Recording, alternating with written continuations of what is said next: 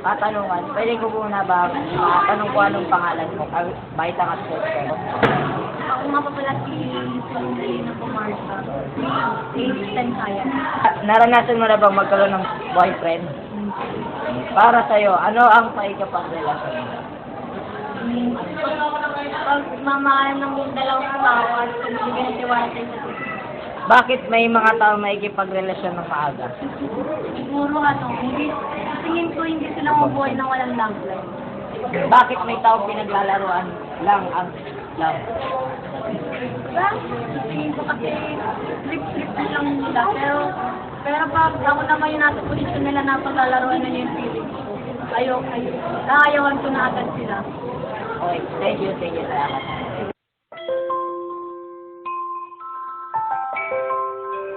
Ang pangalan ko, Handel D. Ibarra, 13 years old, galing ako sa 8IB. So, ito na yung unang tanong. Naranasan mo na bang magka-girlfriend? Hindi pa. Bakit may mga taong nakipagrelasyon ng maaga? Kasi siguro sa tingin nila, parang pag napag-relasyon ko ng magat, ikaw may iwala ka lang. Ano ba ang salitang committed para sa'yo? Sa ngayon, hindi ko pa alam.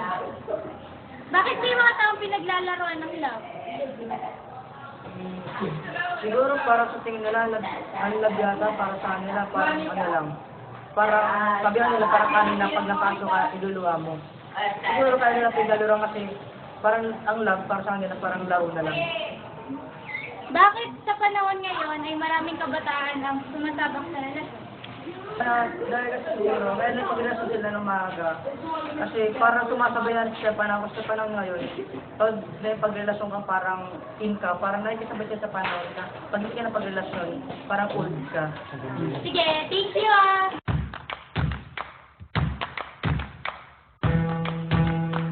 Ako po si Ian G. Francisco, grade 8 IB.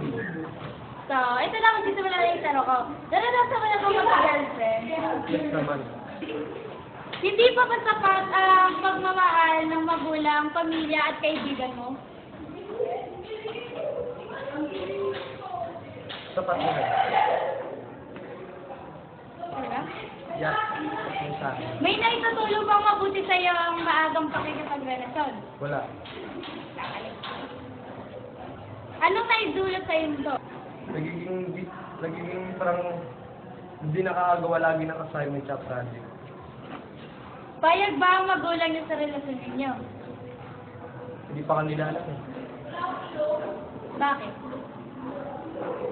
Alam mo, Bakit sa panahon ngayon ay maraming kabataan ang sumasabak sa relasyon?